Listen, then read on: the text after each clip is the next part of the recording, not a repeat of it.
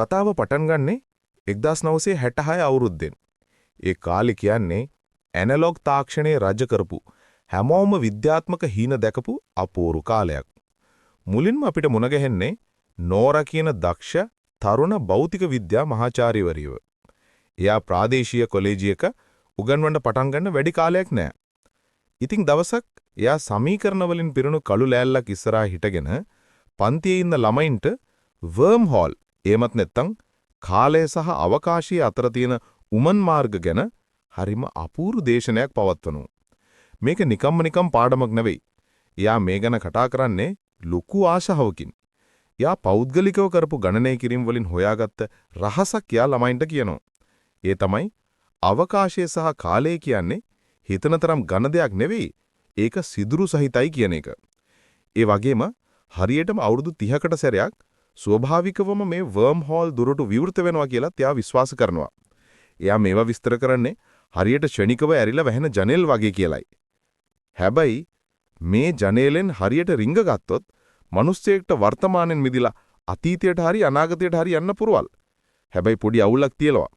එකපාරක් මේ ජනේලේ වැහුනොත් ඊළඟ අවස්ථාවෙන්ද තව දශක 3ක් ඒ කියන්නේ අවුරුදු 30ක්ම බලාගෙන ඉන්න සිද්ධ වෙනවා. පන්ති කාමරය ඇතුලේ නෝරාට ලොකු පිළිගැනීමක් තියෙන හේතුව තමයි එයා කාටත් හොරෙන් ගත කරන රහසිගත ජීවිතය. ඉස්කෝලේ ඉවරුනහම එයා නිකම්ම ගුරුවරියක් විතරක් නෙවෙයි. එයා අමාරු දේවල් කරන්න උත්සාහ කරන දක්ෂ ඉංජිනේරුවරියක්. එයාගේ මහත්තයා හෙක්ටර් එක්ක එකතු වෙලා එයාලගේ ගෙදර පුංචි රහසිගත විද්‍යාගාරයක් බවට පත් කරගෙනයි තියෙන්නේ. ළඟදීම එන වර්ම් හෝල් කවුලුවත් එක්ක සම්බන්ධ වෙන්න පුරුවන් මට්ටමේ කාල යන්ත්‍රයක් එහෙමත් නැත්නම් ටයිම් මැෂින් එකක් හදන එකේ අන්තිම අධියරේ තමයි මේ දෙන්න ඉන්නේ. මේ ද්විත්ව ජීවිතය නිසා නෝරාට ලැබිලා තියෙන ආත්ම විශ්වාසය නිසා ළමයි යාට වශී වෙලා ඉන්නේ. විශේෂයෙන්ම ජූලියා කියලා තරුණ සිසුවියක් නෝරා ගැන මාර විදිහට පැහැදිලා ඉන්නේ. දේශනේ ඉවරුණාට පස්සේ ජූලියා නෝරා ගාවට ඇවිත් නෝරා වගේ කෙනෙක් ළඟ ඉන්න ලැබෙනව නම් සල්ලි එපා නිකම් වැඩ කරන්නම් කියලා සහායිකාවක් විදිහට තමන්ව බඳවා ගන්න කියලා බෙගා පෙට් වෙනවා. නෝරා මුලදී මේකට කැමති වෙන්නේ නැහැ.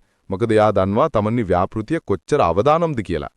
ඒ තන්තිමේදී කාලයන්ත්‍රය ගැන විස්තර රහසක් විදියට තියාගන්න පොරොන්දු කරගෙන ජූලියාව තමන්ගේ වැඩවලට එකතු කරගන්න නෝරා කැමති වෙනවා. කොමාරි වර්ම් හෝල් එක විවෘත වෙන්න නියමිත දවස ලඟ වෙන්න නෝරාගේ සහ හෙක්ටර්ගේ ජීවිත එන්නෙන්නම කලබලකාරී වෙනවා. නෝරා හරියට ඔත්තුගාරියෙක් වගේ නගරේ වටේ දුවනවා. රටින් ගෙන්වපු දුර්ලභ ඉලෙක්ට්‍රොනික කොටස් එකතු කරගන්න. මේවා තමයි යාලා අවුරුදු ගාණක් තිස්සේ හදපු ප්‍රහෙල්ලිකී අන්තිම කෑලි ටික. එයා රෑ වෙලා ගෙදර එනකොට දකින්නේ හෙක්ටර් නොකා නොබී මැෂින් එකත් එක්ක ඔට්ටු වෙන හැටි. හෙක්ටර් උදේ ඉඳන්ම පරිපත පරීක්ෂණ කරනවා. ඩයල් කරක වෙනවා. මේ දෙන්නට තියෙන පීඩනීය වචනෙන් කියන්න බෑ. මොකද එයාලා දන්නවා ගණිතේ බොරු කරන්නේ නැහැ කියලා. වර්ම් හෝල් එක මතුවෙන්න කලින් යන්ත්‍රය හදලා ඉවර කරන්න බැරි වුණොත් ඊළඟ පාර උත්සාහ කරන්න 1966 වෙනකම් බලාගෙන ඉන්න සිද්ධ වෙනවා. ඒ කියන්නේ අවුරුදු 30ක ප්‍රමාදයක්. ඒක යාළගේ ජීවිතයේ හොඳම කාලේ අපතේ වීමක් වෙනවා. මේ තරම් මහන්සි වුණත් තීරණාත්මක පරීක්ෂණයකදී මැෂින් එක පණ ගැන්වෙන්නේ නැහැ. මැෂින් එක සද්දයක්වත් නැතුව නිකන් ගලක් වගේ තියෙනවා. පැය ගාණක් try කරලා අන්තිමේදී යාලා හොයාගන්නවා ලෙඩ. මැෂින් එකේ සැලසුම හරි, භෞතික විද්‍යා තියරියත් හරි. හැබැයි ප්‍රශ්නේ තියෙන්නේ ගෙදර තියෙන විදුලි බලය මේකට කිසිම විදිහකට ප්‍රමාණවත් නැහැ. කාලය සහ අවකාශය හරහා යන්න නම් එයාලා ළඟ තියෙනවා වගේ 10000 ගුණයක් බල ශක්තියක් ඕනි වෙනවා. හොඳටම මහන්සි වෙලා හිත කැඩිලා ඉන්න මේ දෙන්න පොඩ්ඩක් ඔළුව නිදහස් කරගන්න පොඩි විරාමයක් ගන්න තීරණය කරනවා. මොකද කලබල වුණොත් වෙන්නේ වැරදි විතරයි කියලා එයාලා දන්නවා. ඔන්න මේ වෙලාවේ තමයි නෝරගේ නංගි රෙබෙක්කා යාලෝ බලන්න එන්නේ. රෙබෙක්කා ඉන්නේ හරිම සතුටින්. එයා ඇඩිත් කියනවා යාට දරුවෙක් ලැබෙන්න ඉන්නවා කියලා. විද්‍යාගාරයේ තියෙන යකඩ ගොඩවල් අස්සේ හිර වෙලා හිටපු මේ දෙන්නට ඒක අලුත් ආරංචියක්. රෙබෙක්කා එයාලට පොඩි පාටියකට එන්න කියලා ආරාධනා කළාත් නෝරාටයි හෙක්ටර්ටයි සිද්ධ වෙනවා ඒක ප්‍රතික්ෂේප කරන්න. හැබැයි එයාලට ඇත්ත හේතුව රෙබෙකාට කියන්න බෑ. ඒ කියන්නේ එයාලගේ ව්‍යාපෘතියට සල්ලි දාපු මැක්ස් කියන මිනිසයා එදා රෑම එයාලව හම්බ වෙන්න එනවා කියලා. ඉතින් එයාලා බොරු හේතුවක් කියලා රෙබෙකාව යවනවා ළඟදීම බලන්න එන්නම් කියලා. රෙබෙකා යන්නේ පොඩි දුකකින්. එයා දන්නේ නෑ එයාගේ අක්කා මේ සූදානම් වෙන්නේ කාලයෙන් එහාට යන්න කියලා. එදා රෑ මැක්ස් එක්ක තිබුණ හමුවීම ලේසි වෙන්නේ නෑ. මිනිහා මේකට විශාල ධනස්කන්ධයක් වියදම් කරලා තියෙන්නේ. ඉතින් මිනිහා ප්‍රතිඵල ඉල්ලනවා. නෝරා සහ හෙක්ටර් ඇත්තම කියනවා. යන්ත්‍රය ලෑස්ති ඒත් පවර් මදි කියලා. එයාලා අවුරුදු 30 චක්‍රය ගැන කියලා දෙනවා. 1966 මිස්සුනොත් ඊළඟ chance එක එන්නේ මිලේනියම් එකට ළඟ ඉඳලා කියලා තේරුම් කරලා දෙනවා. වැඩේ ගැස්සුනොත් වෙන පාඩුව තේරුම් ගත්ත මැක්ස් අවදානම ගන්න කැමති වෙනවා. මිනිහා යාලට අවසර දෙනවා මේ වැඩේට හරියන ලොකු කාර්මික ජෙනරේටරයක් මිලදී ගන්න. පහුදාම අලුත් බඩු ටික ගෙදරට එනවා. මේක නිකම් යෝධ බලශක්ති උත්පාදක යන්ත්‍රයක්. විද්‍යාගාරයේ තිබුණ අඳුරුගතිය මැකිලා ගිහින් ලොකු බලාපොරොත්තුවක් ඇති වෙනවා. නෝරා සහ හෙක්ටර් වෙවුලන අත්වලින් අලුත් පවර් සෝස් එක සම්බන්ධ කරනවා. එයාලා තීරණය කරනවා වැඩි රිස්ක් එකක් ගන්නෙ නැතුව නිකන් විනාඩි 15ක් විතරක් අනාගතයට ගිහින් බලන්න. හෙක්ටර් මැෂින් එකේ ස්ථාවර බව බලද්දි නෝරා පාලක පුවරුව ගාවට යනවා. ඔන්නේ යාලා ස්විච් එක දානවා. මේ පාර ප්‍රතික්‍රියාව හිතුවටත් වඩා භයානකයි. මැෂින් එක නිකම් හම් කරන්නේ නෙමෙයි, ඒක ගර්ජනා කරනවා.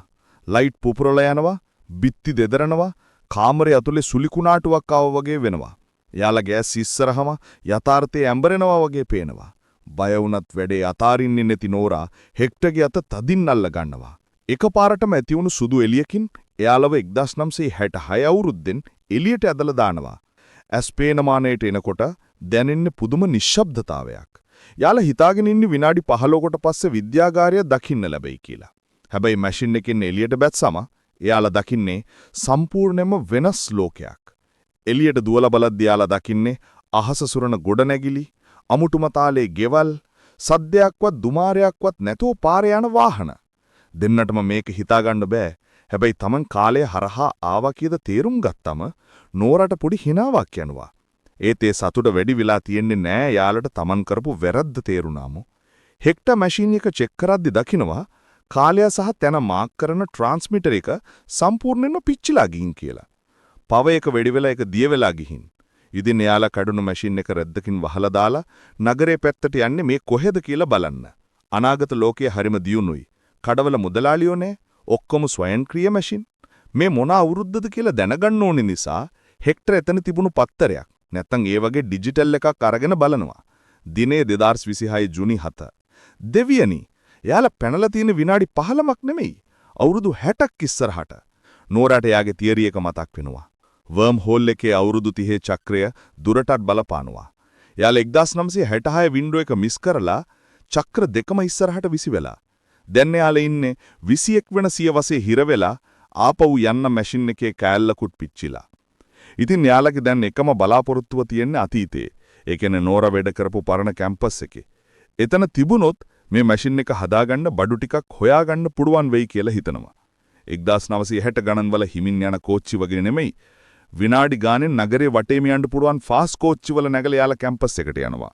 ගොඩක් වෙනස් වෙලා තිබුණත් තාම හුරු පුරුදු ගතියක් තියෙන විද්‍යාගාරයට යාලා පැනගත්තත් ආරක්ෂක නිලධාරීන් එවිත් යාලව අල්ල ගන්නවා. ආරක්ෂකයෝ තුවක්කු එල්ල කරගෙන අයිඩන්ටි ඉල්ලනවා. හෙක්ටර් බයටම සාක්කුවේ තිබුණ 1966 පරණ හැඳුනුම්පත පෙන්නනවා. මේක දැක්කම ගාඩ්ල පුදුම වෙනවා. මොකද යාලා මේ නම් දෙක දන්නේ හුරු විදියට නෙමෙයි, පුරාවෘත්ත විදියට.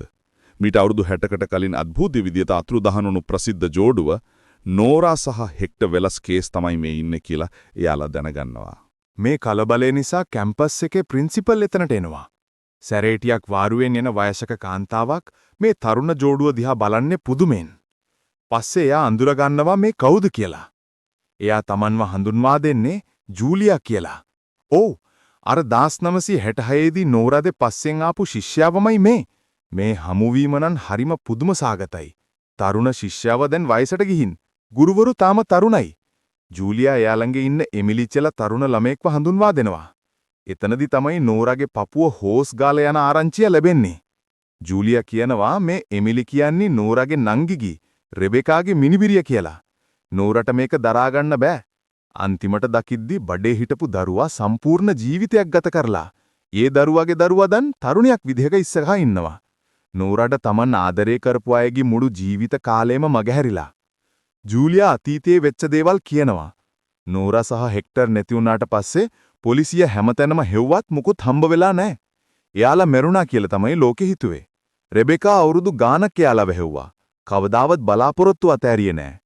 ඒත් අවාසනාවට රෙබෙකත් අවුරුදු ගානකට පස්සේ හදිසි අනතුරකින් නැති වුණා. මේ කතාව අහලා නෝරා හොඳටම වැටෙනවා. නංගිව බලන්න යන්නේ නැතුව මැෂින් එක හදපු එක ගැන එයාට ලොකු පසුතැවීමක් එනවා. එයා එතනම තීරණය කරනවා කොහොම හරි මැෂින් එක හදාගෙන ආපහු ගිහින් රෙබෙකාව බේර ගන්න ඕනේ කියලා. එයාලට ඉතිහාසය විනාශ කරන්න ඕන වෙනවා.